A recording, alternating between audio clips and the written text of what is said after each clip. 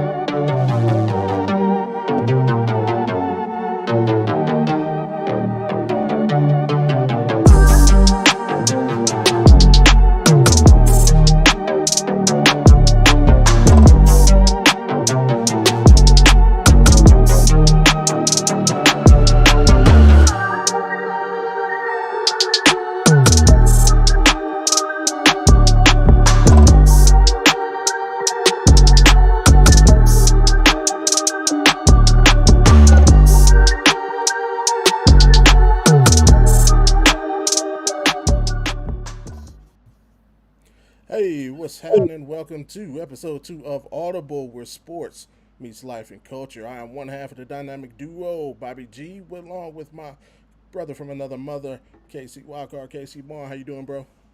Yes, sir. We are back in the building, and my brother Bobby G. Always a We didn't pleasure get to. canceled.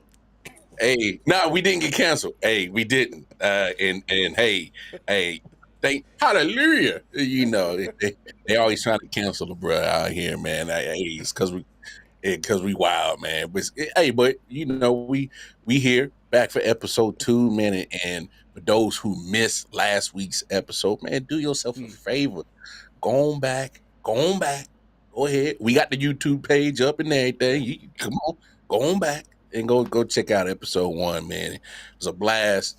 And yeah, matter of fact, go ahead, kick it off, my brother, so we can get to it tonight. I'm ready, man. I'm juiced up, brother. Absolutely, absolutely. Happy Groundhog's Day, first of all, to everybody. I don't know whether the thing saw a shadow or not. I didn't pay attention to it, but I know it's Groundhog's Day. I did watch the movie. I watched Bill Murray. I watched the end of it. I caught the end of it. But today we got a very special guest. Showing up. Good friend of mine. Whenever I need some words of advice, he's been there to give it to me and some encouragement on my podcast journey. Gentleman well versed in sports and sports broadcasting. Currently, he's working the boards over at Sirius XM and also broadcasting over at iHeart. So, plus he is the creator, talent, and host of his own show, the RudeDogShow.com. And without further ado, Mr. Rudy Reyes. How you doing? What's going on, man? What an introduction! And yeah, happy Groundhog Day, man. I've seen that movie multiple times, and I think it was within the same movie. Wait, it was Groundhog. Yeah. How do you not watch that movie time and time again with Bill Murray? That guy is absolutely hilarious. Legend. And twice on Sunday, the guy is just absolutely killing it in every sense of the word, man. The guy's funny. He's humorous. But on the other end of that spectrum, we lost Carl Weathers today, man. Yeah. That is just not kosher at all. 76 years old. He basically died in his sleep. He famed Rocky star. He was in the Star Wars series recently, and very likable guy. Played a stint in the NFL. Didn't really stick there, but he played in the NFL. He was a linebacker and played with the then Oakland Raiders. So definitely going to be missed, man. Rest in power. Yeah, man. Absolutely. Man, yeah, definitely incredible. I mean, Apollo Creed, who will go down as one of my favorite characters ever. The master of disaster.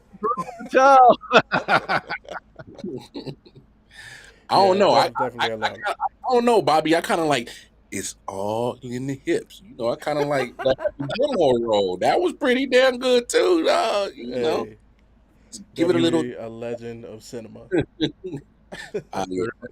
Very much so, but he seemed to stick there, and he was really good at what he did. And even Sylvester Stallone went on, he went on X and Mm-hmm. basically recorded his sentiments in regards to how he felt about Carl Weathers. Of course, he was 76 years old, and died peacefully. So hopefully, Right. that's the way I go. I do. And with that being said, and getting right into it, our esteemed guest, like I said, this is a guy when I need some words of wisdom or some advice that I go to. Let's tell us a little bit about your journey and your beginnings in the sports broadcast space. Oh man, I started a little bit older than probably most. I'm 50 years old. I started at 40, so it's going on 10 Mm. years in broadcast, and I've had my ups Congratulations. and downs. Thank you, appreciate that, man.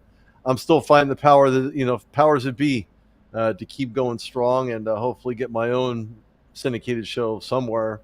Of course, I do work for two of the most number one and number two in no specific order without naming who they are in the industry for Absolutely. broadcast and podcasts.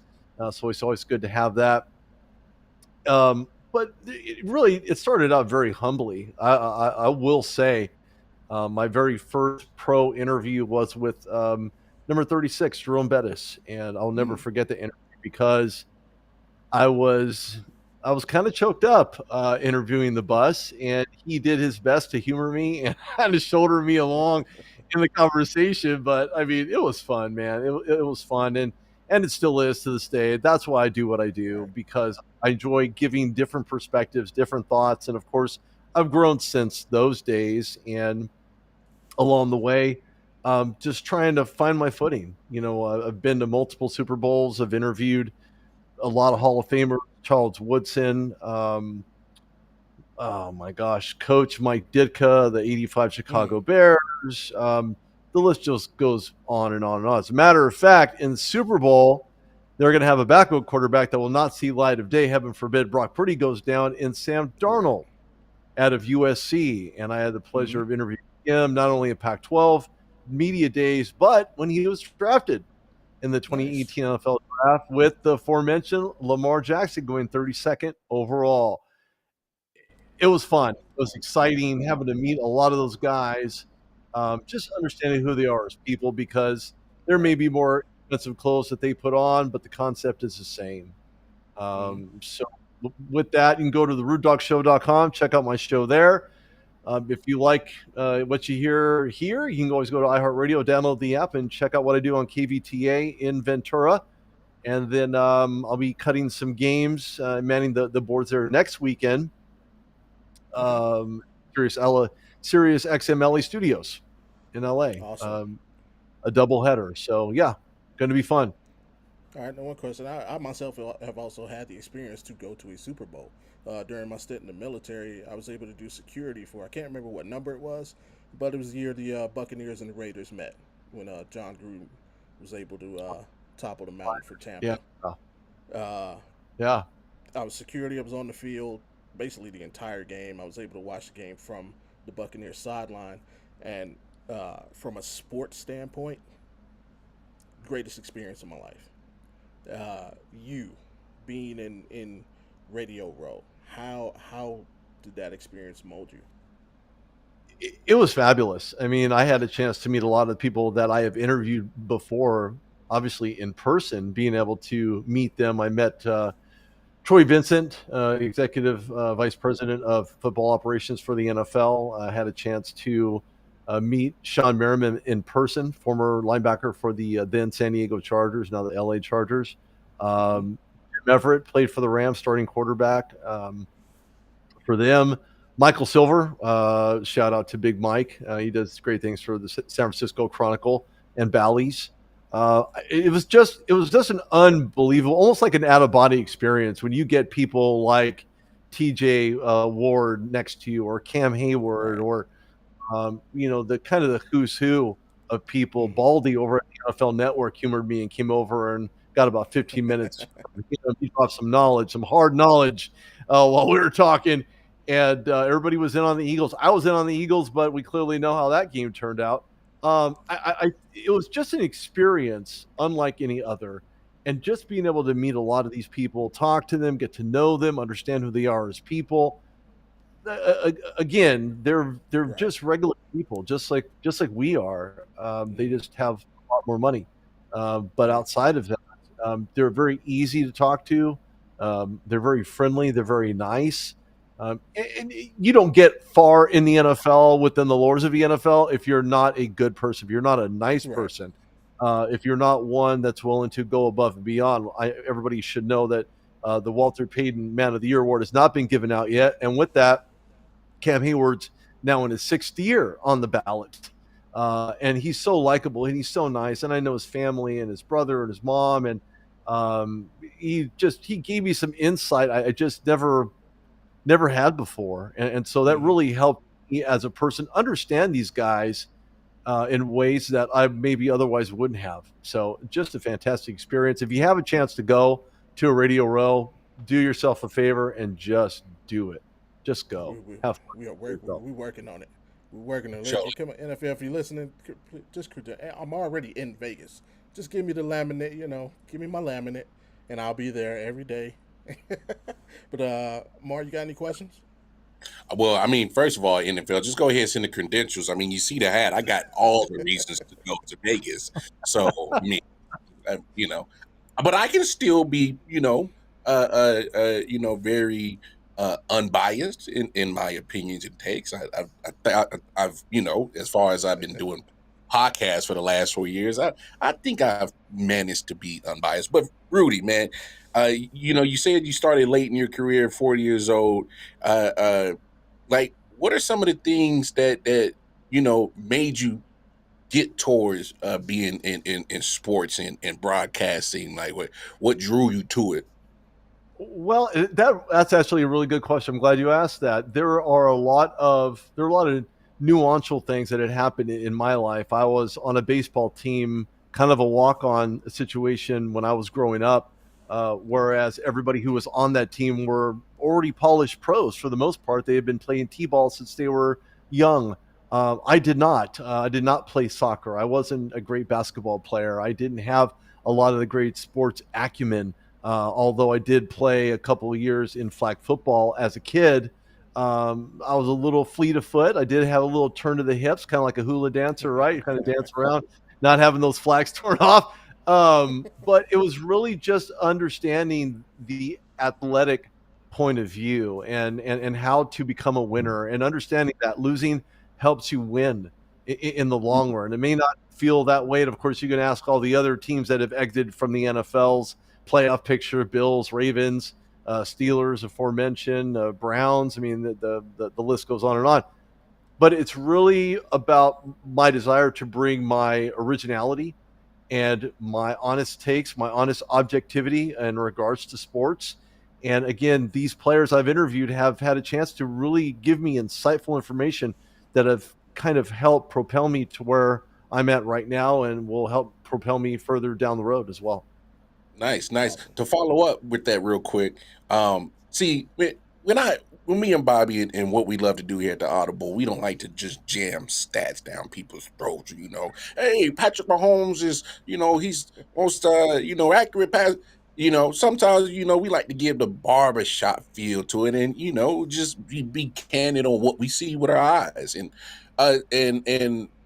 I like to say that I give my takes based off what I see and use stats to kind of back up what I'm saying. So when you happen to be on Facebook or Twitter, I still call it Twitter, and there's a You're not alone. yeah, and there's a sports debate going on, and you give your take. What are you basing your takes off? Like, because we got all kinds of people that have different types of styles and formulas when they get in the sports debate. What kind of style do you have, Rudy? Mine isn't really based on anything other than what I see. And if you're not calling sports on how you see it, you're really fooling yourself into thinking that hot takes are going to be what's going to help drive all those views and everything therein. I just think it's a bunch of hyperbole. I mean, if you really want to get down to the heart of the matter, you have to watch the games. You have to understand the game, and it takes time. It's not an overnight success story. I'm not making anything out of a one-bedroom apartment like a jam wow. I'm just calling it like it is. I'm seeing it, being on the field. I'm seeing it from inside of my living room. I've seen it from the kind of players that I know these guys are as individuals, and really kind of putting that all together to where when I see something, it's usually what it is. If there's offensive holding on the offense, well, it's offensive holding on the offense. Only because I've seen it happen so many times, so often. That's why I pay attention to all of these games. And of course, my eyes will be peered towards Super Bowl Sunday in just in a week's time. So I want to see the right team come out on top. And I think the less mistakes either one of these teams make to get there is going to be the winner. Yeah, I dig it. Absolutely. I dig it. And just Go to ahead, piggyback off Mark's first question, and before we get into our actual first topic of the day, again, you started late in your broadcasting career. What? Two-part question. First, what gave you the push or the motivation to just go after it, even though it's so late in life, so to speak? And what words of wisdom would you give to somebody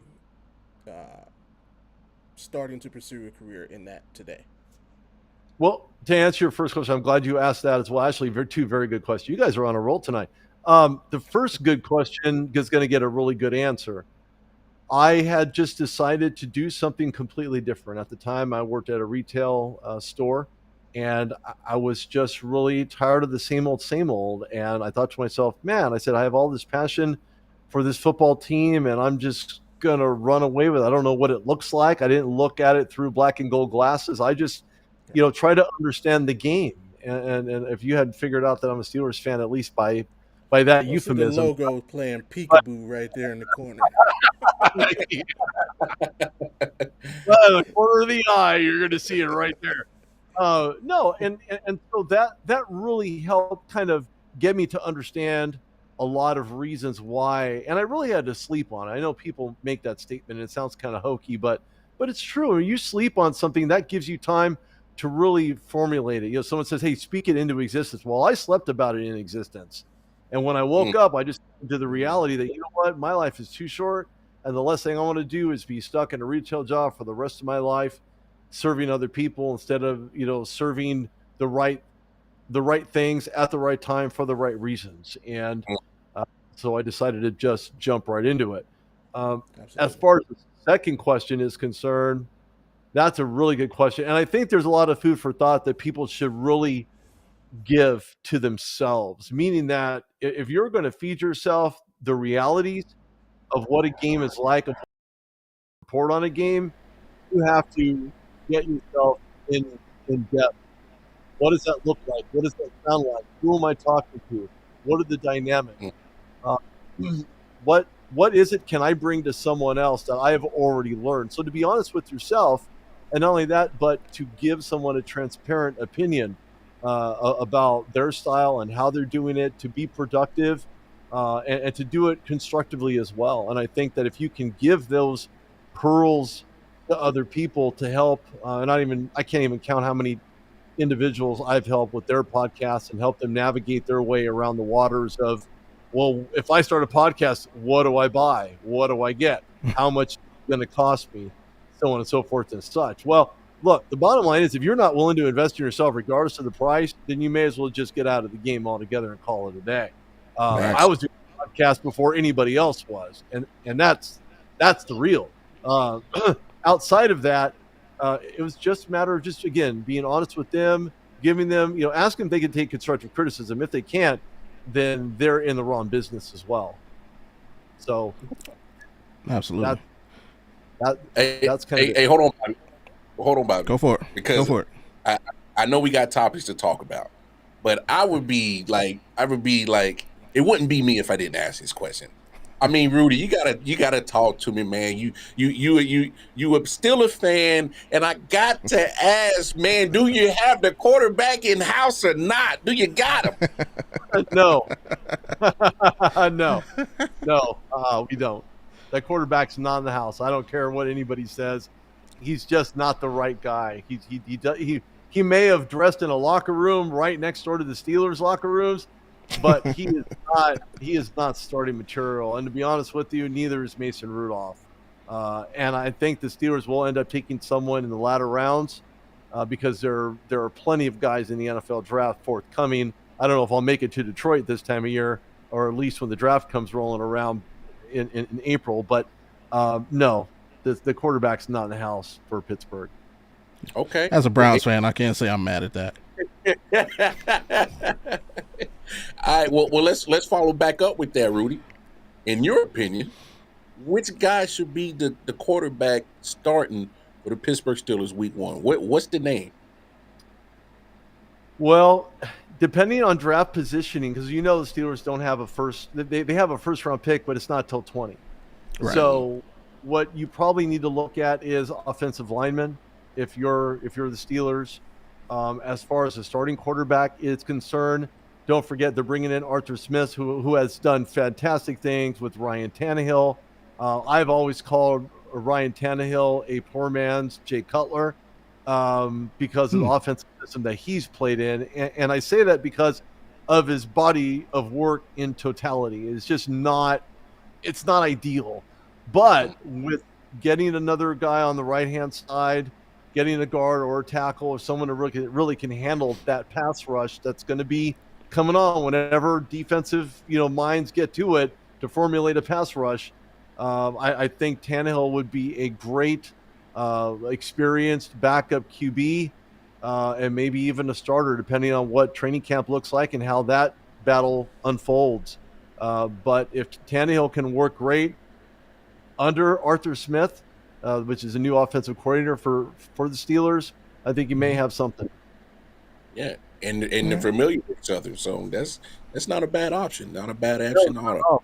Not at all. And familiarity goes a long way. No, we don't want the Justin Fields. No, we don't want the there's no way we'll ever think about on this planet getting Deshaun Watson because of all that money that he'll end up paying out to other people that he massages. But you kind of just spot there. Can you go back and re-massage me all over again? No, I'm just kidding. Oh, Lord. You want a guy who's good for your team, who's good in the locker room, and doesn't ask for massages from the other guys in the locker room. Just saying. And he won't break the bank. He won't break the bank neither. No. Hey, man, you can't beat free. You know what they say? If it's free, it's for me. I mean, we can't hear all those comments from way down from the basement. So Mark knows what I'm talking about, don't you, Mark? Can't confirm on them not. So fair enough.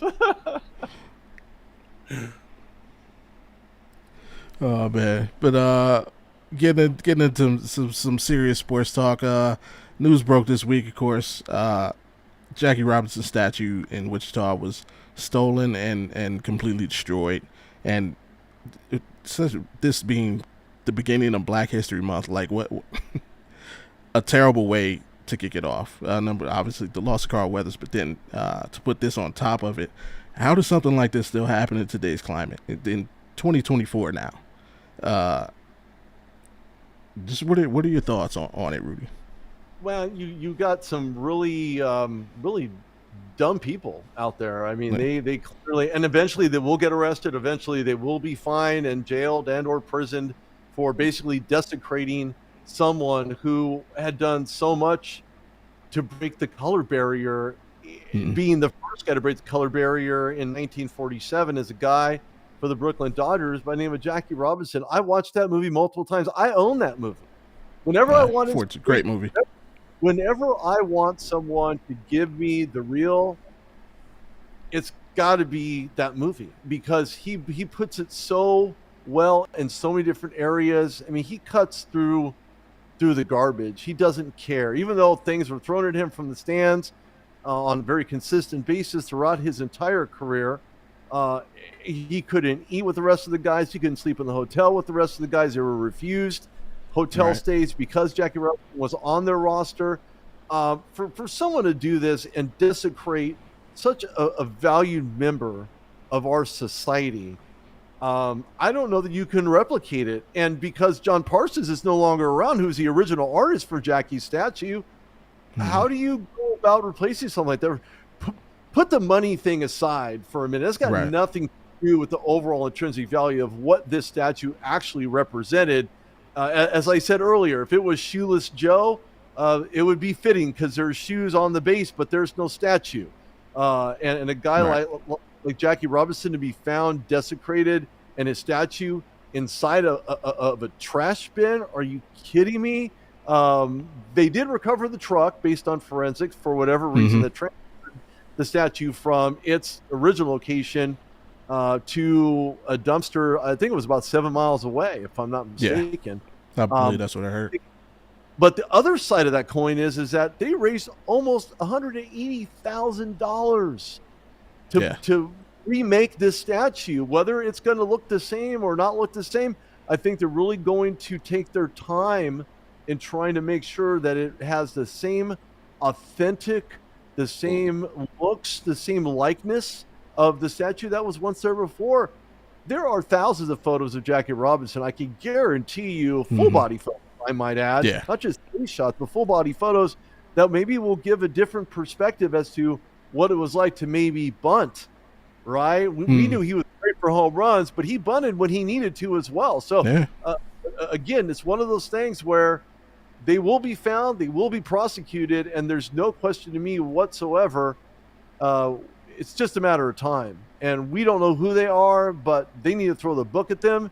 Heck, throw several books at them. Book them down. I mean, they just need to really find themselves in a world of hurt, being fined and jailed for what they did to someone who meant so much to other people.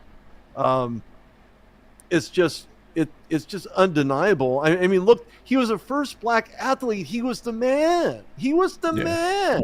He wanted to be more than just a baseball player, and he meant so much more than just being a baseball player. And that really, no pun intended, hits home now in Black History Month than any other time in history. And as I jump in here, Rudy, I think we need to take it a step further, because it's not just Black history. That's American history. That's world history. This is we're talking about a guy that literally changed so much about at that time America's pastime, a sport, and you know, and me being a native Midwesterner, I'm back in the Midwest, and this is being in Wichita, which is not too far from Kansas City. I'm talking about it. This is a day trip in Kansas City, so this sucks, because I don't want this to be a representation of where I come from. I don't like the fact that this is something that is taking place not too far from my hometown. Like this, it's a bad reflection on society, at least in America, for me, because we talk about it all the time that sports is a microcosm of our society and reality, and the fact that this is a situation, because this, let's call it what it is. This is an act of hate. So the fact that this is still going on in 2024, it shows how far we still got to go. It shows how and let's be honest, I think there's been progression when it comes to race relations, yes, but it still shows how far we still need to progress into actually the fact that we're talking about it. It should be at a point that we shouldn't have these acts of hate and just treacherous, actions. Like I'm hurt by it. And say what you want, it's just a statue. It means something. It's a symbol. Is more than just some metal put together to resemble Jackie Robinson. No, this is literally something that is a beacon of hope, because you see somebody that looks like me, that what he did, that matters to me. And we always talk about how representation matters. Is always to have representation for people that look like you, come from probably the same background, and for them to just desecrate that situation, man, is hurt. It's very hurtful. Very much so. And I have to elaborate on that, because you have Rosa Parks, who served a very similar penance. She lined up with her brothers and sisters in arms. She got off that bus, and they hosed all of them for no reason whatsoever, because they didn't do what they wanted them to do. Now look, Robinson was focused on civil rights back in '57, so it's not as if he was alone in this fight, because he wasn't. Everybody was involved in it. He even appeared with Martin Luther King Jr. and serving as a spokesman for the NAACP in '62, in the Hall of Fame. He had helped facilitate changes and to mitigate whatever situations that were going on around him. As a matter of fact, went so far, posthumously received the Presidential Medal of Freedom in 1984. I mean, how do you, because of the changes that he helped facilitate and mitigated everything else around him, enabled him to be known for more than just a baseball player, for a human fighting for equal rights, because he experienced what that was like. Yeah. A lot of people back then did. They did. Heck, when I was growing up, I lived down the street from a very violent place. I was in a violent neighborhood. I had brothers staking my lawn with reverse racism, lighting up shirts on a cross on my lawn. So it happens to everybody. This is not just one particular incident. This happens to everybody. There's reverse racism everywhere. You hear hate of Jews. You hear hate about Islamic people here in the country. It's got to stop. Can't we just be better than this? Is there a way we can move aside all these menial and travesty type of incidents to navigate around it, to become better people on a daily basis, on an annual? Is there a way we can stop the hate? Yeah, I feel you. We can move forward as a society. Instead, we're playing ourselves backwards, right into a hole where we're trying to get ourselves out of to begin with. The only things that belong in holes are groundhogs and golf balls. Seriously. So, when it's all said and done, we can back ourselves out of the hole and stay in the forefront of change and move that direction. I'm going to get off my soapbox in a minute, but I'm just saying. Oh, you are fine, sir. If we can move forward and get past the ignorance and the stupidity of what it's like to, take action of what our ancestors used to do, we're going in the wrong direction. End of story. Why not be progressive, not digressive? And if we can move that way, we'll be better off as people, as human beings, and as society as a whole. Okay, I'm stepping off now. Thank you. No, you're good, brother. And I'll come at it from a different angle. Major League Baseball is like the only other major sports that really experienced a decrease in African American participation, and it's like they're going to the NFL. Right. Their athleticism, they're bringing intelligence, they're bringing their speed.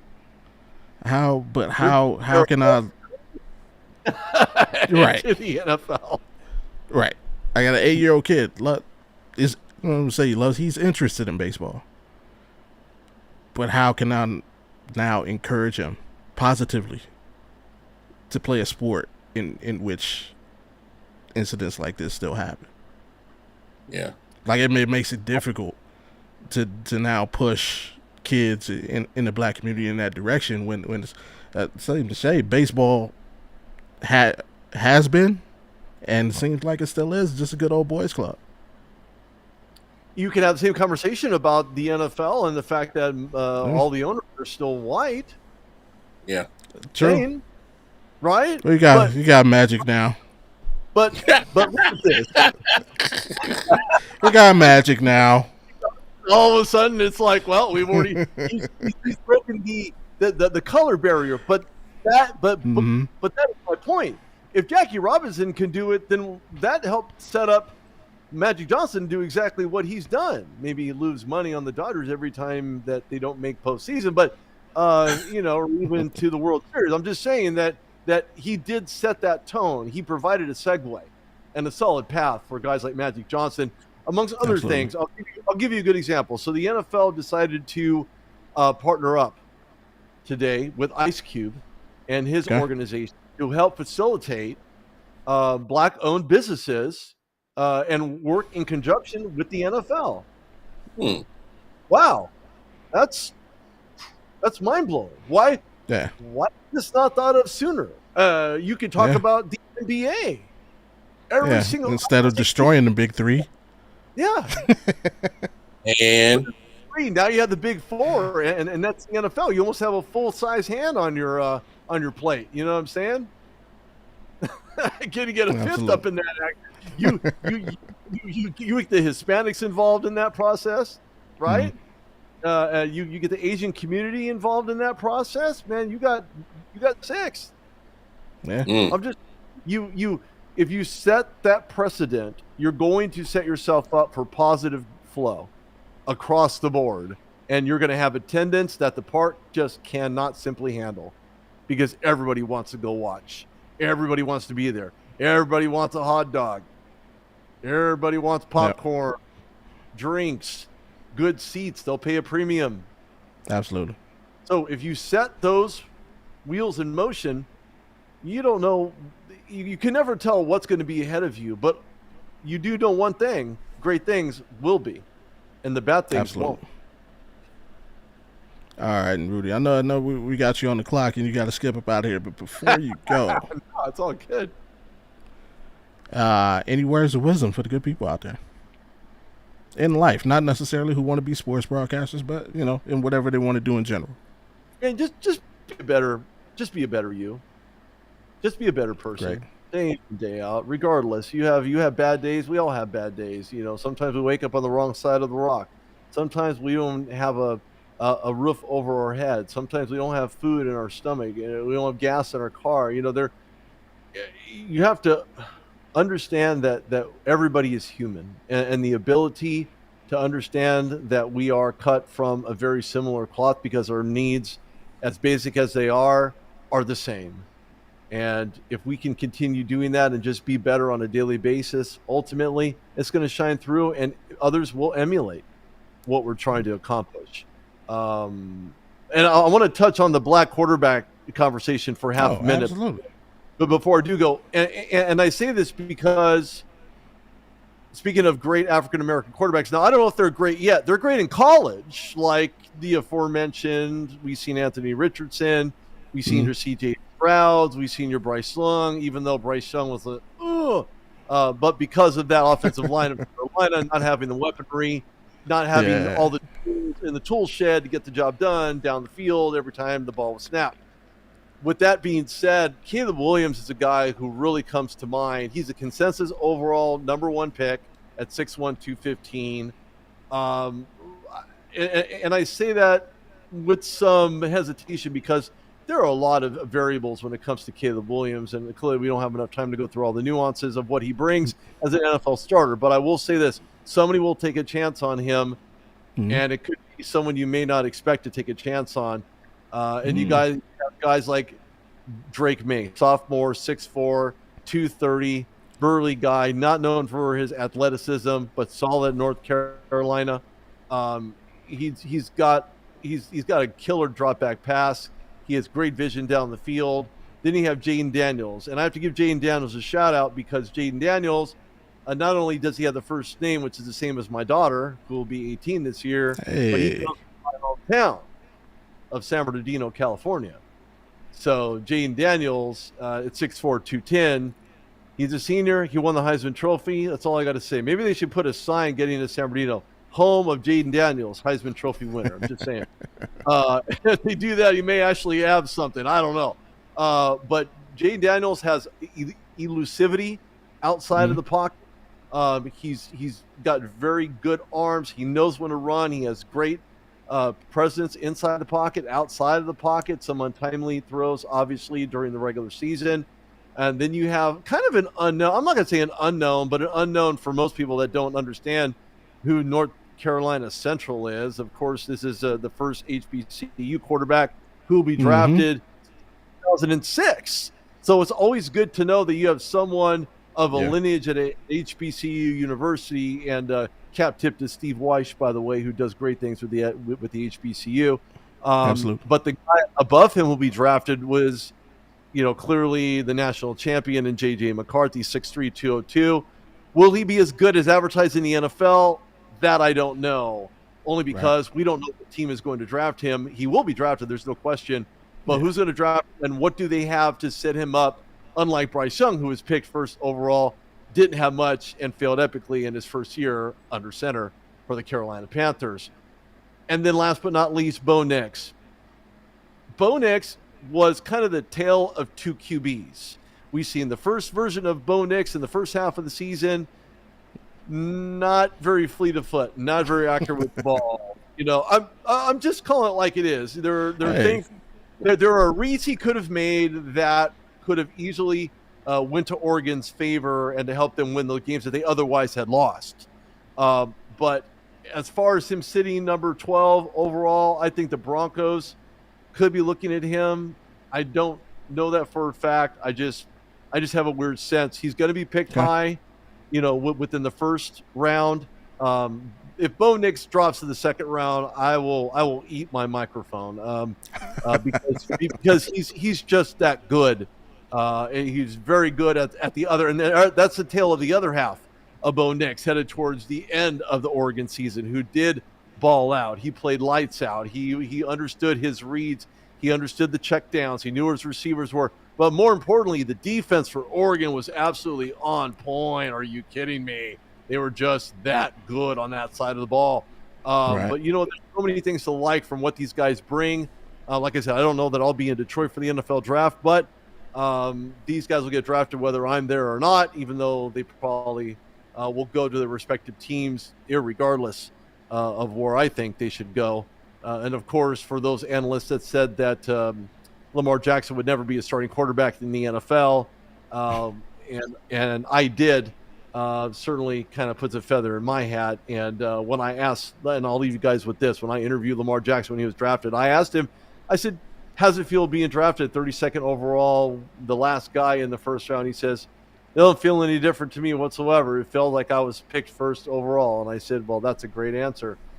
He's the one who worked out the first contract. He helped work out. He actually was the only individual involved. I think there was some advice perhaps from the NFLPA. Maybe his mom got involved in that process of getting a lot of guaranteed monies up front from Baltimore. Yeah. But the guy's an absolute beast. I'm not a fan of the Ravens, but I am a fan of Lamar Jackson. So kudos to Lamar, and hopefully get that straightened out for next year. However, guys, it's been a pleasure. Thank you so much for having me on. Would love to do it again on Audible on your show. And if no one is following, shame on you. You should already be following. You guys should already have 1,000 followers. Before you get out, though, who wins the game? Who you got? Oh, man, you know what? San Francisco has just been playing so well. They've gotten better and better and better, even though they had a 3-game losing streak in the middle of the season.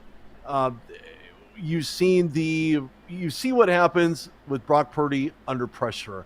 And Kansas City has been known to have the drop C's during the season as well, with Travis Kelce, with Rice, with guys that otherwise would have sure-handed catches just dropped to the ground like they were playing on defense. But the defense for Kansas City will apply enough pressure early and often. Spags knows how to dial it up when he needs to. I think it'll be a close one, but I think Chiefs will end up winning their third Super Bowl, and and then you could have the baby goat conversation. Who's the real goat? Is it Tom Brady or is it Patrick Mahomes? And right now, the baby goat is Patrick Mahomes. The real GOAT is Tom Brady. And the only reason I say that, and I'll leave you with this, is because Tom Brady has more rings. Outside of that, statistically, when you look at throws versus interceptions, or completions versus interceptions, rather, QBR, rushing yards, outside of the pocket, elusiveness on that side of the ball. Coach Mike Ditka told me one time, if it's not a check down, if it's not a throw down, it's a touchdown. If you get a touchdown, just throw the ball away and call it a day. And Absolutely. Sure enough, that's what I think it's going to go down just like that. But I'm going to take the Chiefs on a 34-31 win. Okay. It's going to be a high-scoring game. I like it. I like it. Again, we appreciate you, my brother. I know Mar likes hearing that result. Hey, I'll be happy. I'll be happy to get 30. We'll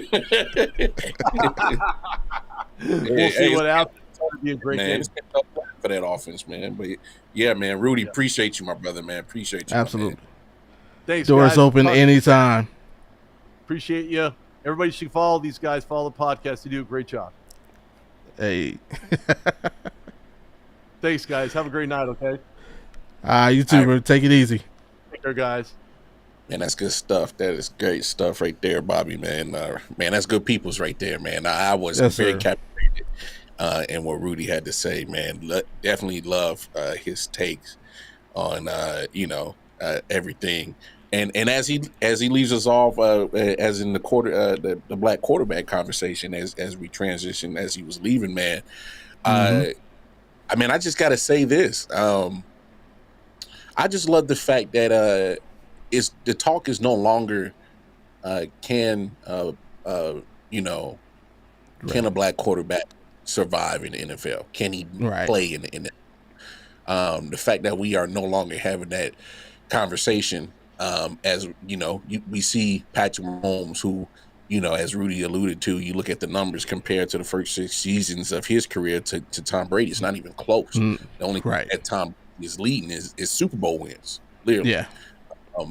So, and as I say that, please, hey, black folks, our peoples, can we stop with the conversation? Oh, he ain't black enough. First of all, ain't nobody, that they the gatekeeper of blackness. Ain't nobody that. All right, so let's stop the conversation of, oh, he a 50 center. Like, come on, chill. I can't stand that. And plus, we saw the quarterback documentary. Wouldn't he running around his house looking for like hot sauce and stuff? That man is black. Leave him alone. Leave that man alone. Hey, man. Hey, Hey, Brittany, where that hot sauce at? Hey, so and all jokes aside and stereotypes aside, like, fact of the matter is that conversation bothers me. And just to peel the curtain back on that is because I have interracial kids, and so I take a real offense to that, just because you look at my daughters, I don't want you to be trying to judge them for what they for who their mom and dad is. I want you to judge them on their character, on who they are, how they treat you, how they present themselves, how they act. And trust me, I don't play that shit, so my kids are gonna be well behaved. That's because they come from structure. They come from and at the end of the day, I am proud to be a black man. So, because I am their father, they will know black history, but they also will know about America's history. They're going to know the good and the bad of what it is to be black in America. Because I'm going to give them the real. You think it's been peaches and cream being this dark as hell in America? It ain't always been peaches and cream. Because at the end of the day, I'll get on my soapbox for a second. The fact of the matter is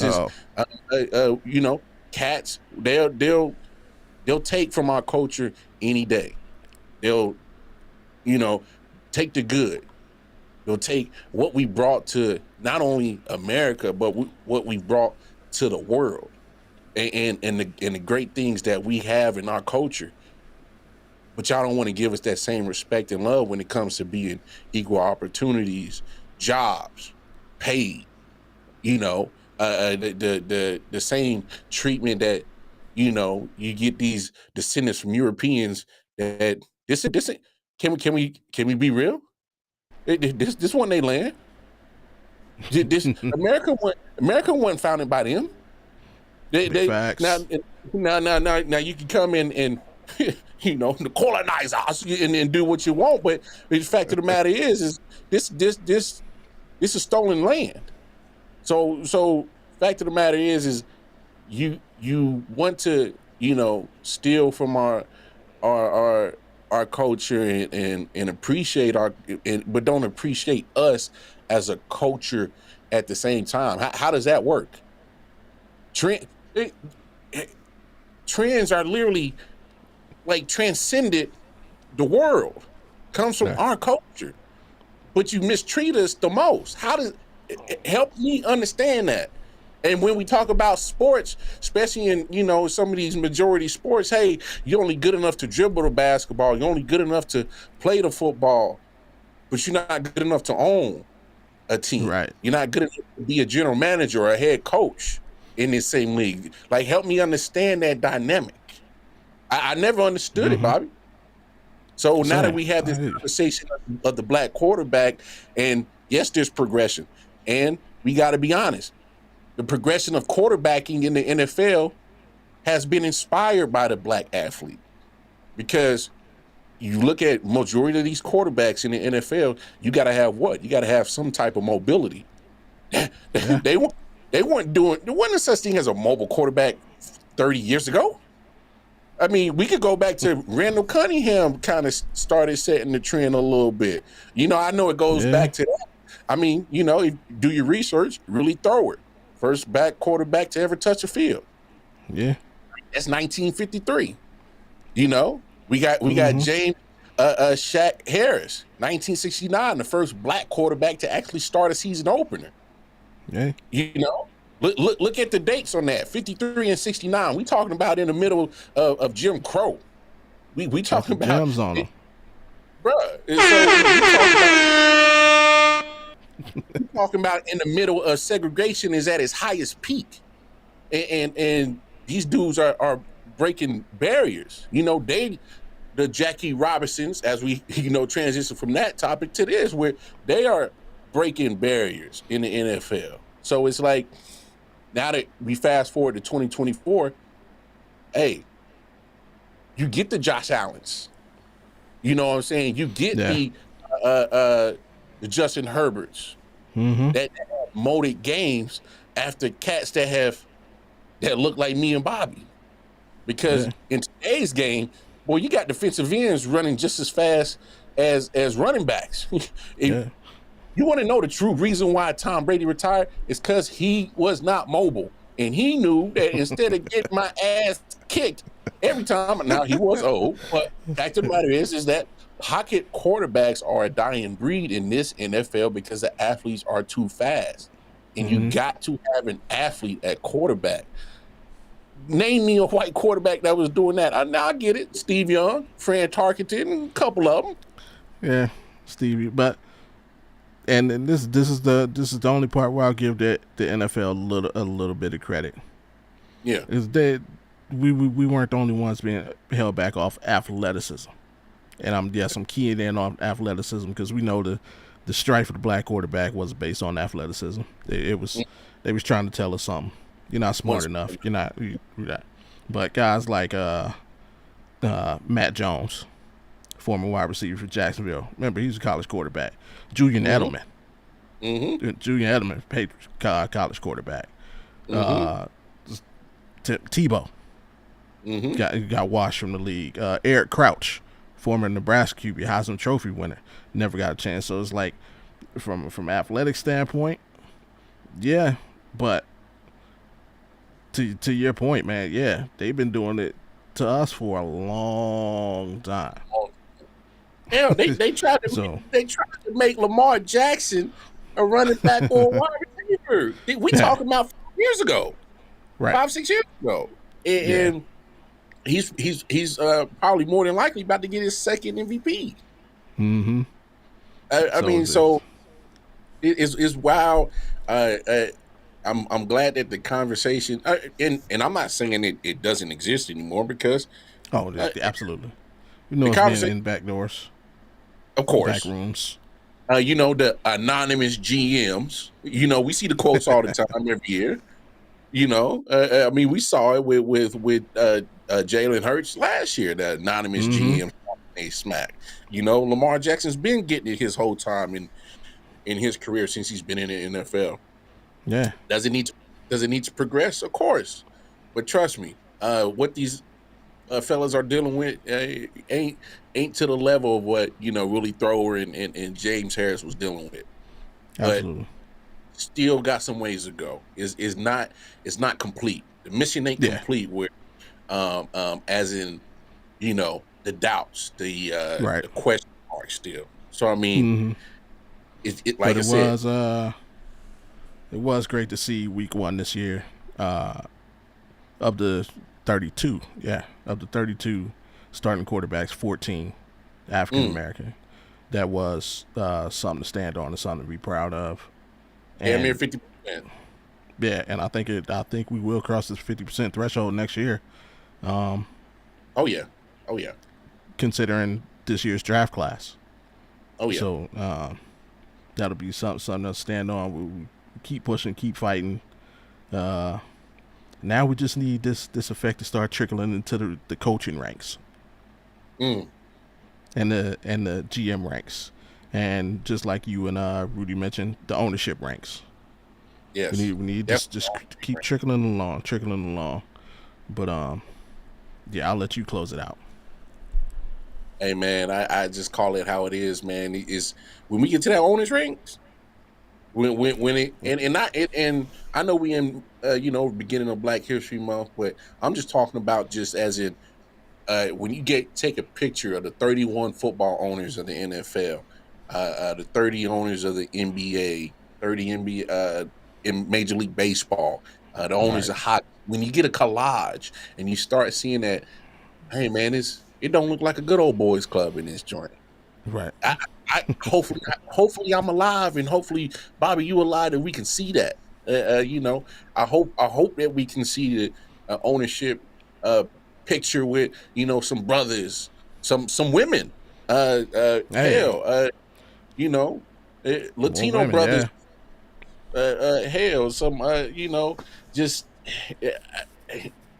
I can't wait for the progression, man, because that means that we are progressing not only sports but life in Absolutely. society.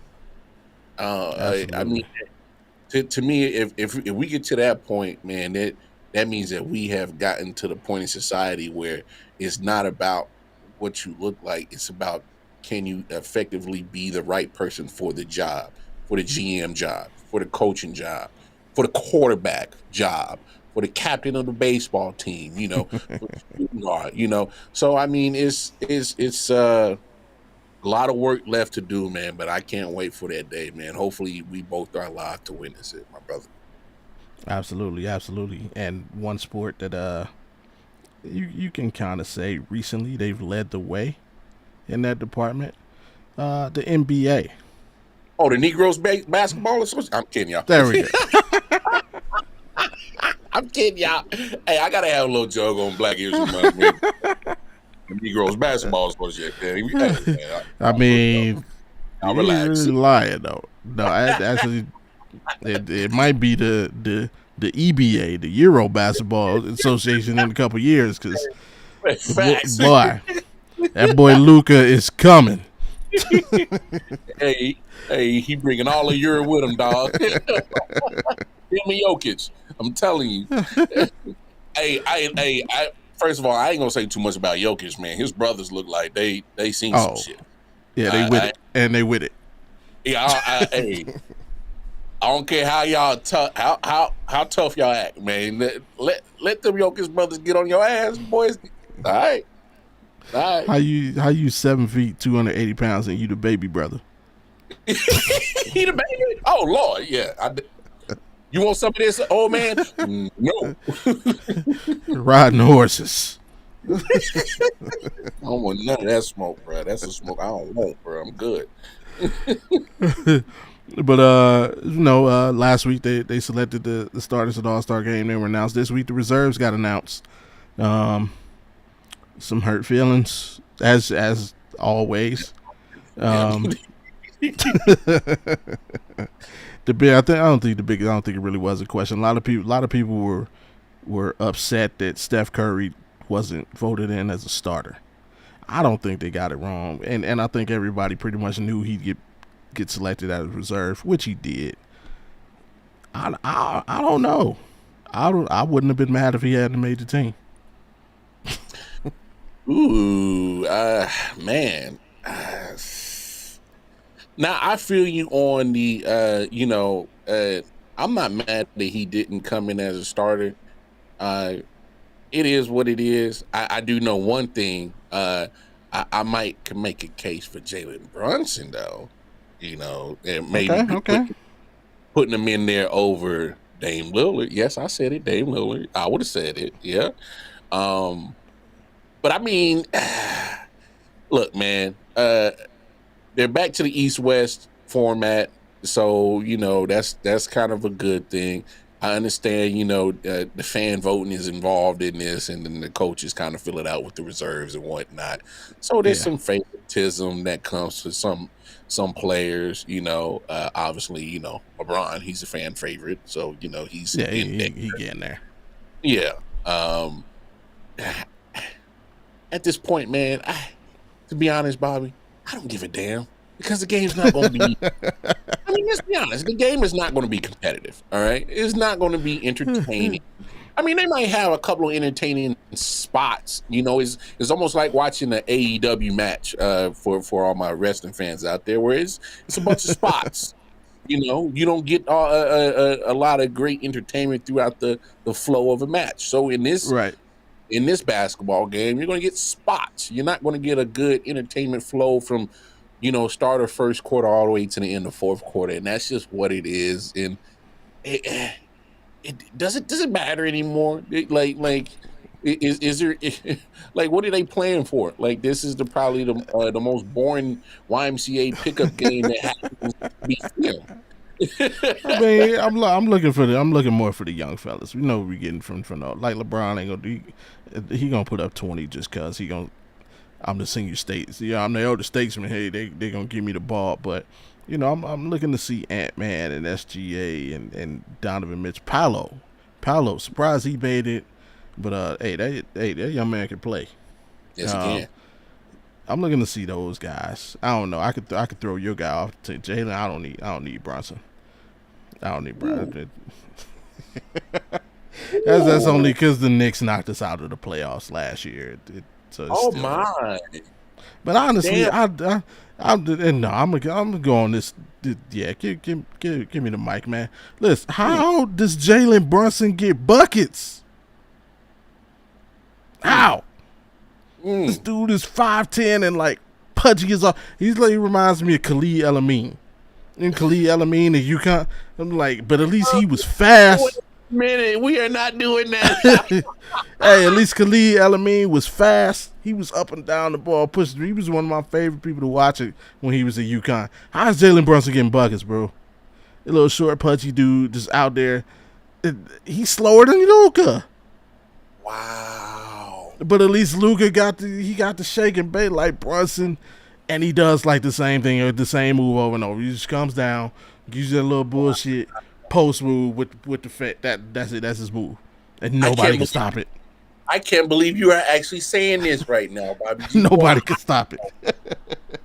Wow. How can we not stop this man? No, the total disrespect for Jalen Brunson right now is blasphemous, man. What are we doing?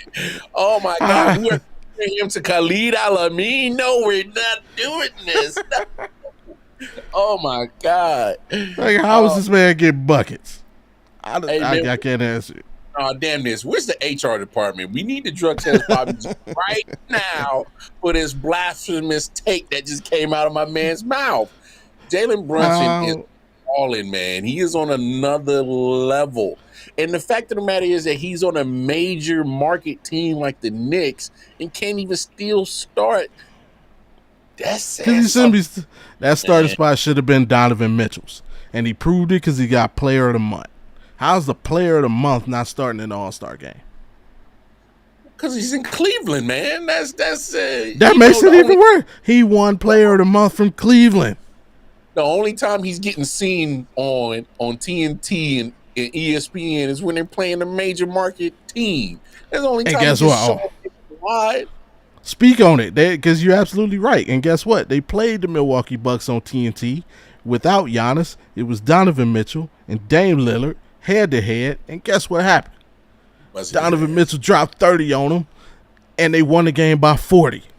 Ooh. How is that man not starting? But Dame is. He looked at Dame.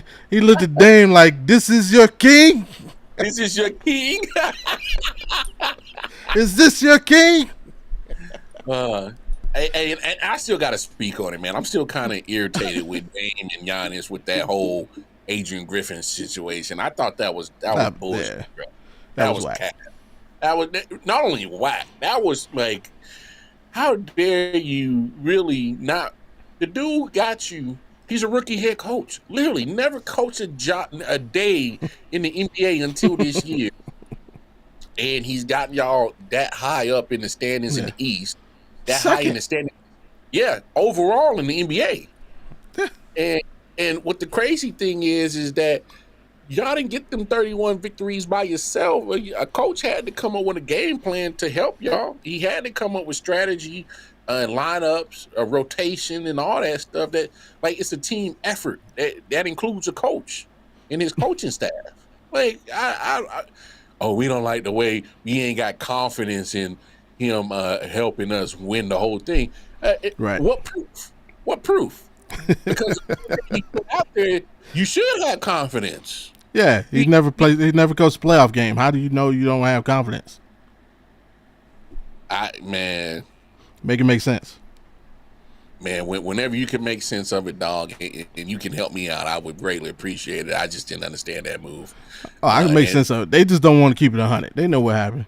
Adrian Griffin talked to the media, and he made some joke about the Nasus, and Giannis didn't like it. Just keep it a buck, man. Just come out to me. You know what? He was talking shit about my brother. I didn't like it. I wanted him up out of there. And guess what? Everybody would accept that because you got to look out for your big brother. Yeah, I said it. Your big brother, because Giannis is the little brother. No, see, Bobby, let's keep it a buck. Let's keep it a buck even more. The only reason why he got a job is because his brother is Giannis. Absolutely, and that's all Adrian Griffin said. He basically just said the Bucks was handing out free money because that dude did not deserve to be an NBA player, and he don't. Yo, he's over there still in the roster spot, bro. Yes. He is robbing the Bucks, not blindly. He's doing blatantly, and Absolutely. they allow it. And I get it. I know the business of appeasing your superstar. I get it. I understand it. But do you literally appease your superstar so much that you literally are going to affect the possibility of adding a piece that can get you to a championship? Yes, nobody give a damn about the 12th man on the roster. You know that. And when we get to the playoffs, to the playoffs, them rotations is gonna be like 8 or 9. Hey, but don't nobody damn sure don't give a damn about the Nasus 12th being the 12th man. They damn sure don't give a damn about him. That's the Antetokounmpo brother. That you got a spot? What are you doing here? Like you. That man is just as important as the towel boy right now. Matter of fact, I will put the towel boy more important over Thanasis. You got to get this perspiration off your bands. You got to get the perspiration off the court. Matter of fact, the water boy is more important than Thanasis Antetokounmpo right now. Hell, you can take it even further, man. The equipment guy is more important than Thanasis. The basketball announcer is more important than Thanasis. Hell, man, let me find out and holler at the hot dog and the popcorn guy. He's more important in Milwaukee than Thanasis Antetokounmpo. What are we doing? And let's not forget, this dude, his family members are the luckiest people on earth. Let's not forget, Giannis ain't even the first person in his family with a ring. Man. Let's not forget that. Remember the Lakers signed Costa because Giannis was about to be a free agent, and they signed him. Hopefully he come over, and he accidentally won the championship. In the bubble. So yeah, man, like stop it. And he ain't the only one. It ain't even just players. Look at Portland. It's Chauncey Billups. Chauncey Billups' brother is on the coaching staff. This dude has a losing record in D2. Oof. You're a losing Division II college coach that ended up on the NBA bench. And Patrick Ewing can't get a job in the NBA. Make it make sense. So yeah, nepotism it's all over there, man. It's all over. But at its degree. But I don't mind you getting jobs as long as you ain't costing nobody a job. And the Nanis that boy cost Adrian Griffin his job. That's crazy, bro. Yeah. I'm gonna laugh when this doctor situation just blows up in their face. Yeah, you hired that dude, the most overrated coach in the history, maybe in sports. Hey man, hey, y'all see this motion? Yes, it's a milking motion. It is nothing disgusting. All right, that is the Doc Rivers milking of that '08 championship that he's been living off of since '08. Literally '08. We are damn near what 12, 13 years removed from that championship, and he is milking the dog shit out. 16. It's almost 20. Lord, my goodness. I know my Almost math is 20 off. years.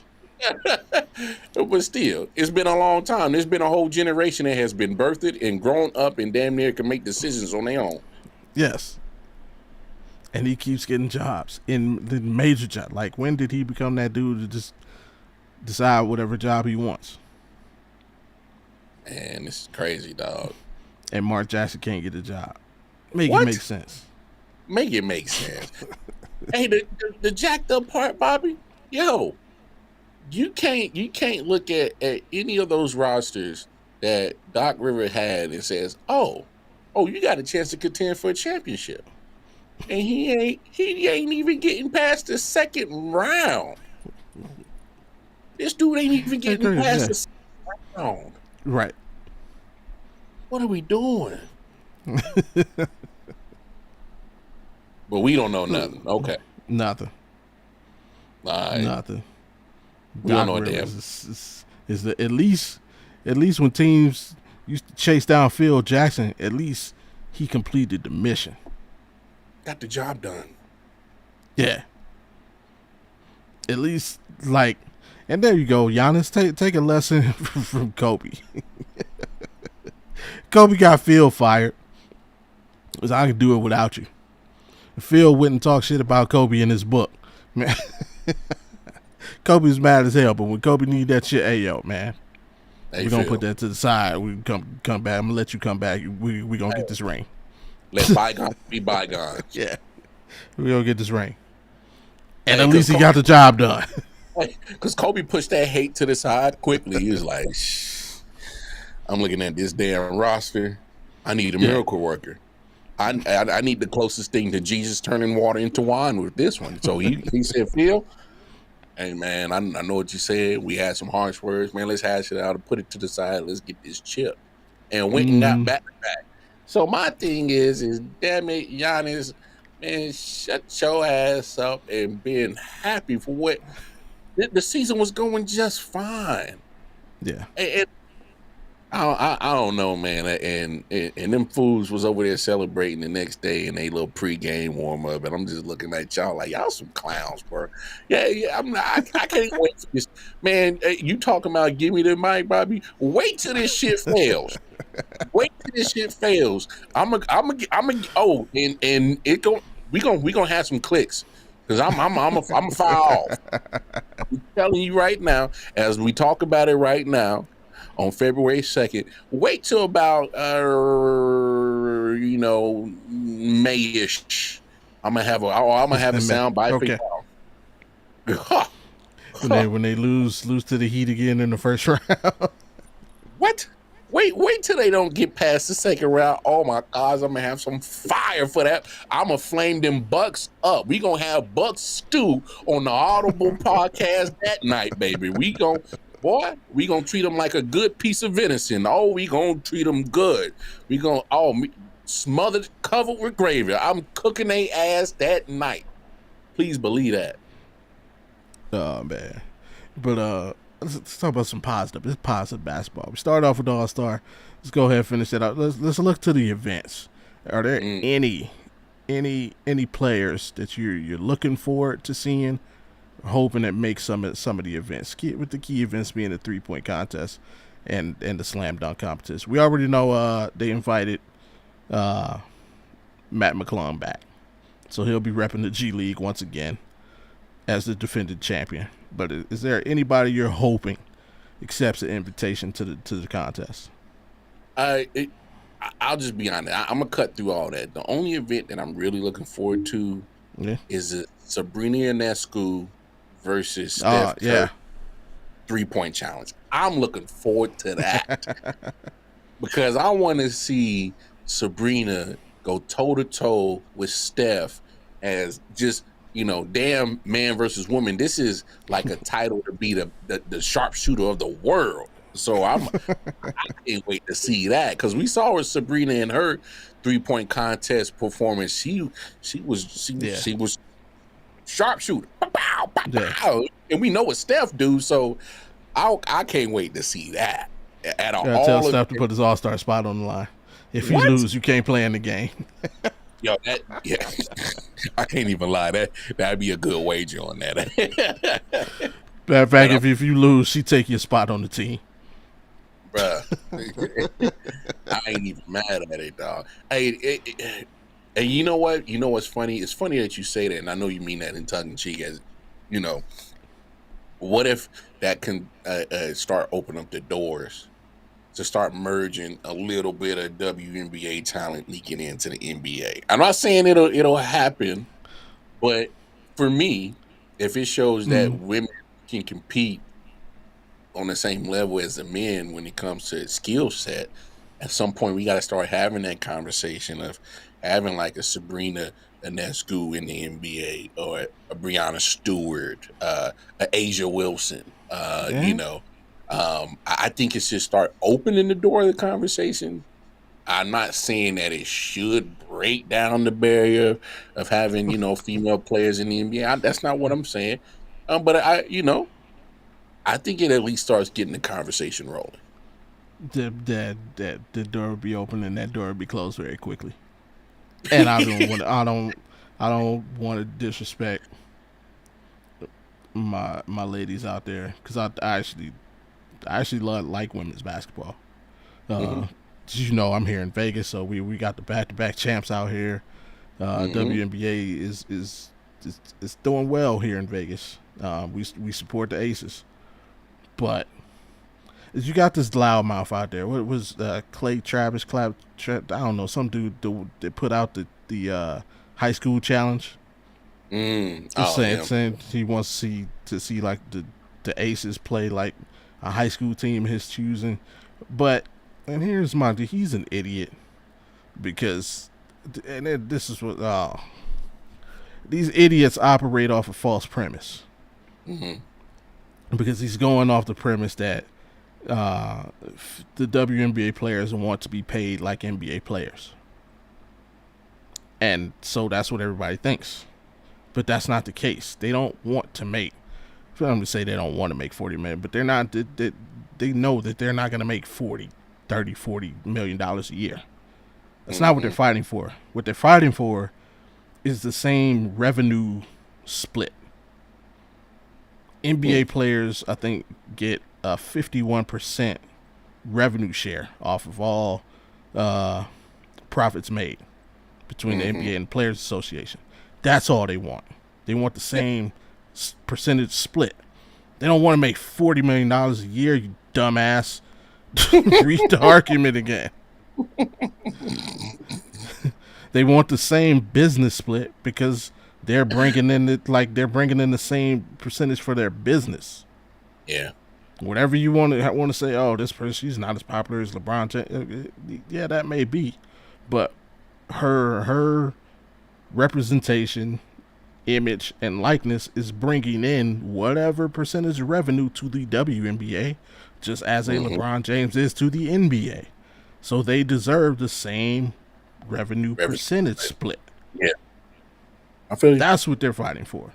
So his premise is, oh, if you can be the man, then you're going off a false premise. Do all your fucking research before you open your mouth, dude, and like just put it right, man. But everybody wants to hear something and just grab a microphone and start talking without going deeper.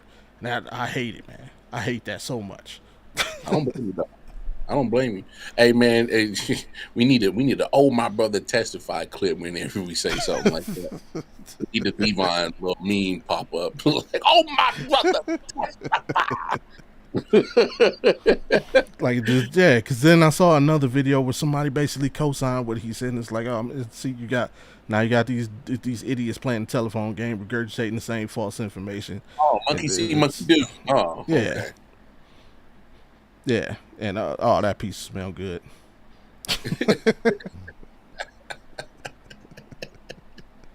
But we got few minutes left before we get out of here, and like we started, last Friday, Fit Friday, mental health check. So my 3 questions to my brother: how are you? How's the family? And how are you doing? And what can I do to help you get where you need to be? Man, I can't even lie, man. I am doing much better this week, uh, especially towards the end of the week. I had a little down moment in the middle of the week, but I hit a little funk. But Mm. I'm actually doing good this Friday night, man. It's funny because I remember you had challenged us last week to go through the contacts and talk to your peoples. I actually ended up talking with 3 people. Obviously, I love my dad to death, but me and him, we're similar. We don't like to talk on the phone. So, Hey, I can relate. yeah, like, man, bro, I'm bad. I'm a texter. I can't even lie. I'm a text type of person. But talk with him on the phone. Let him talk to the grandbabies. They enjoyed that. Nice. Talk to one of the family friends. She's back in Charlotte, and talked with her for a minute, and then I chopped it up with my homeboy. He like brother, man. He like kinfolk to me, man, and Right. I'm glad I actually talked to him because in the mix of our conversation, man, he had told me about a year ago down in Charlotte some little young Thundercats had a little issue with him, and he's Mm. old school. He like was we could swab it out with the hands, and Right. they knew when they put a Yeah. they put a couple pieces of lead in them, and um Mm. it's crazy because I didn't know that situation that went down, and Right. just the fact that just to know that he was actually still alive to talk to me, man, after a Wow. situation like that, man. So Absolutely. um and honestly, man, what you can do is keep being you, Bobby, because that challenge that you gave us last week got me back in touch with my dude, and I had no idea he went through that situation. Right. And And it's like uh one of those things where somebody's not going to openly talk about that. You know what I mean? So for you to even find out, unless you yeah, talk to them. yeah.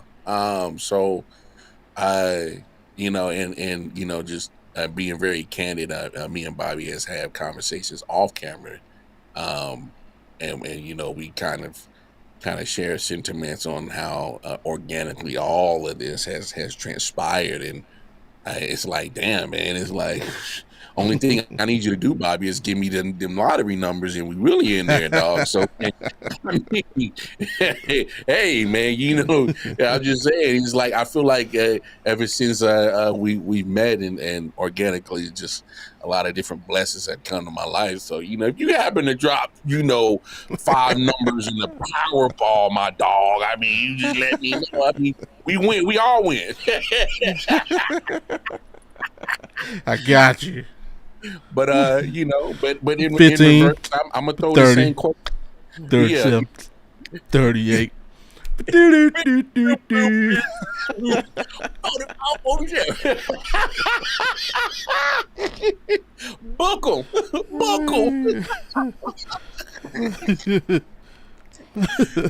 Yeah, but in the same span of this conversation, I'm gonna throw the same questions for you, my dog. How was your week? How's the fam? And what can I do to make everything gravy for you, my brother? It was awesome. This week was awesome. I had a lot of time. I made the announcement that again for the people out there, I'm not ending game time. I'm just discontinuing them on to put all my efforts into making Audible as successful as it can be. Um, so I made that announcement, and that was a big relief. I thought on it for like 2 days, um, whether I wanted, but it's like for me, for everybody operates different, but for me, I work better when I put all of my attention and energy behind one thing versus trying to split and divide. And so, came to that conclusion. Uh, Talked to the wife about it. She was supportive as always. So that was good. Um, This is a great week, man. Ending, I mean, minus everything going on in the world, but I reached out and, like I said, I took the challenge. Got in contact with one of my old homeboys. Lives down in Atlanta, so we chopped it up for a little bit. Um, I talked to a couple family members, and was just like really looking forward to today. Like Friday has now become almost what Friday was when I was a kid. Mm-hmm. You know, he was school man. God, oh my, I cannot wait till Friday. But it's like that's what Fridays feel like to me now. Like I'm when I'm doing graphic work, I'm preparing for the show, and like, man, I'm just so motivated to get to every Friday. So yeah, this week, uh, fantastic. And I regurgitate the sentiment, man. I don't think you just keep doing what you do, man. Again, yeah, this came together all organically, and it's like your engagement like motivates me. It's like yeah, it's motivate. Like I have in my mind what I feel like this can be, and it's Mm-hmm. just keeping myself motivated and making sure that it does that. So that's all from that standpoint. That's what's up. And And shout out to Rudy, man. What a great first guest, yeah, man. That was dope, man. And yeah, I loved all the positive things he had to bring to the forefront and to the platform tonight, man. And hey, man, I can't wait for him to come back, man. Because yeah. that was dope, man. That was real dope for sure. Yeah, and these somebody I came across since I've been in this podcasting space. Um, Again, somebody I reach out to when I need some words, or if I'm in a rut and like need an idea, or even if I just want to check on how I'm doing. Hey, can you take a listen to this and let me know where I did and bounce ideas off of, and get that constructive criticism. Hell, after the show, I'm reach out to him and check in. But yeah, he's been a real solid guy. Um, so having him as the first guest was for me was a no brainer. Mm. Obviously, we'll have more guests in the future, but yeah, it's definitely a solid guy, and make sure check him out, follow him. I think I put his link in the description. If I didn't, I'll make sure to do that uh, before the end of the night. And yeah, ready for the next challenge. And I got some more exciting news. Didn't even tell you, but Oh, word. I'll wait to the very end for that. Ooh. But you got a challenge for the folks this week? Oh man. Man. Let me think. I challenge everybody, go do something that absolutely brings you joy. Just Okay. for 30 minutes. Okay. Whether it's bike riding, spending time with a certain individual, uh, you know, go do something for 30 minutes that brings you pure joy and literally takes you away from the everyday monotony of life. Give you something that absolutely just lights that that inspiration, brings it out of you, or uh Absolutely. makes you glow. You go spend 30 minutes with whatever it is that brings out the 100% pure you out of you. So that's what I'm challenging everybody to do this week. 30 minutes, go do something that pulls you out of you and takes you away from this this this life, and literally just enjoy yourself for 30 minutes. I like it. I like it. Yeah. Kind of reminds me of if you've ever seen the movie, and now I can't think of the name. Uh, it's at the top of with Tom Cruise and Jamie Foxx. What's the name of that movie, man? Oh, Jamie Foxx was the cab driver. yeah, yeah. It wasn't collateral damage, was it? It Yes, was collateral. Yes, okay. right there, Collateral. collateral. Yeah, yes, yeah. Yeah, and That was remember, good stuff.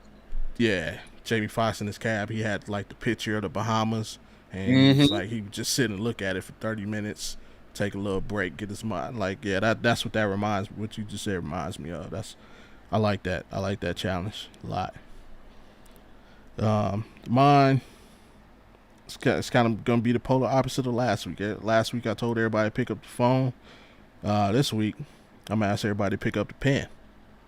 Ooh. And for the people who are in relationships, pick up a pen, write your significant other, whether it be wife, girlfriend, cuddle buddy for the moment, whatever. I used to call them mattress monsters back in my day. Hey.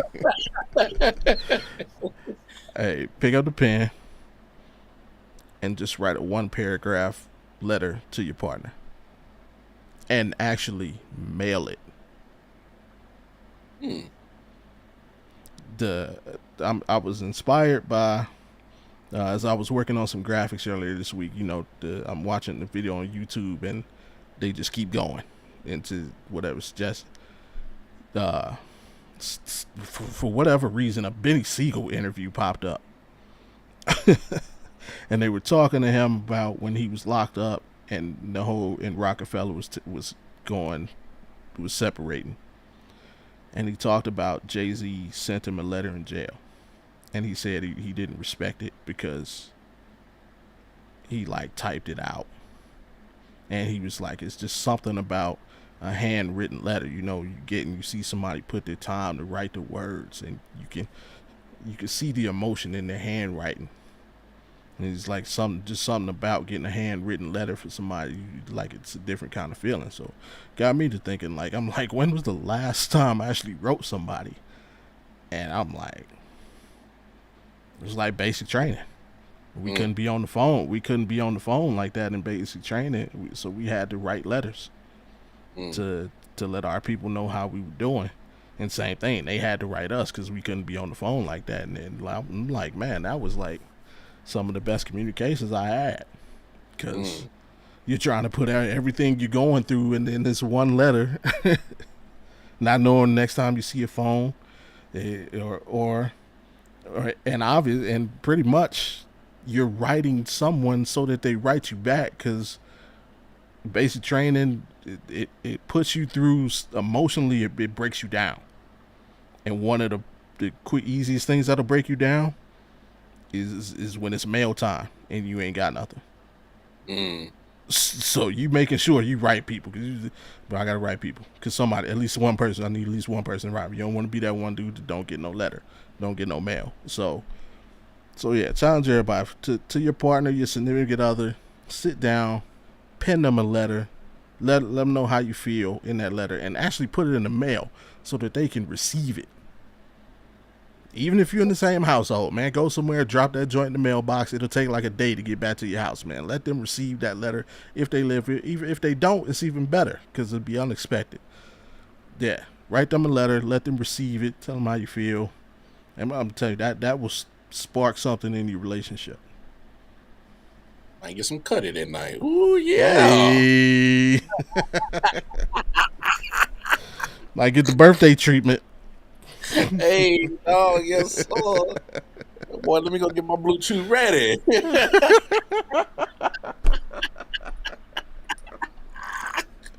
I've been watching the Big Job videos.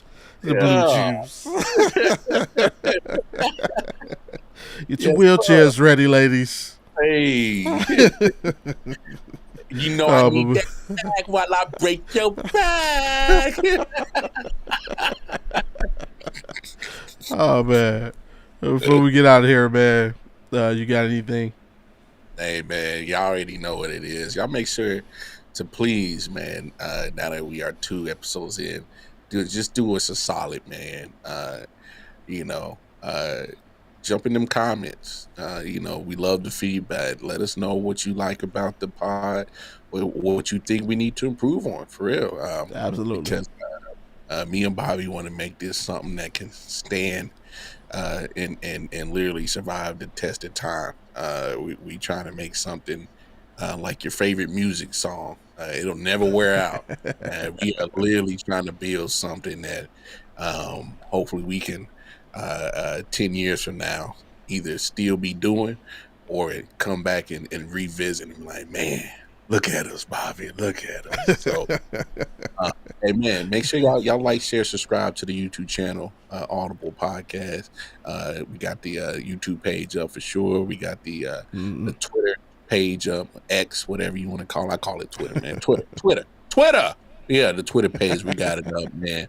And yeah, and then even separately follow myself, Casey Walcart Mar, on the Twitter page, and then make sure you go show Bobby G some love on his Twitter page as well, individually, and then come back to the Audible page and show us some love. Like, share, subscribe. Yeah, that's just what it is, man. We doing this for the love, and but trust, there will be a day that we gonna get this out the mud and start getting monetized for it. But until then, man, it'll be for pure joy and enjoyment. This is why we do it, man. So, yeah, man. Hey, stay positive out there, people, man. We need more love and positivity in this world. Take the hate away. Absolutely well said. And to piggyback off of everything, if you don't want to stare at your phone or your TV or your laptop or your tablet or your computer that long looking at YouTube, starting tonight at midnight, midnight West Coast time, you can catch Audible on Apple Podcasts, Spotify, Amazon Music, Google Podcasts. Hey. So you can just pop your headphones on and vibe to our beautiful voices. So yeah, that was a big announcement. Yeah, we will be available audio only, as well as YouTube from here on out. Those episodes will be available about 30 minutes after the live stream ends from here on out. But tonight, both the first and second episode will be available midnight West Coast time. So look out for those. And other than that, man, like the man said, make sure you hit that like button. Go ahead and subscribe if you like what you hear. If you don't like what you hear, go ahead and subscribe, because I hear people who like to hate, they listen twice as long. So we like that. Hey. With that being said, thank you for joining us, chopping nuts with us. Make sure your voice is heard, be heard. I'm Bobby G's Wildcard Mar. This has been Audible, and guess what? We got a real outro this week, so peace.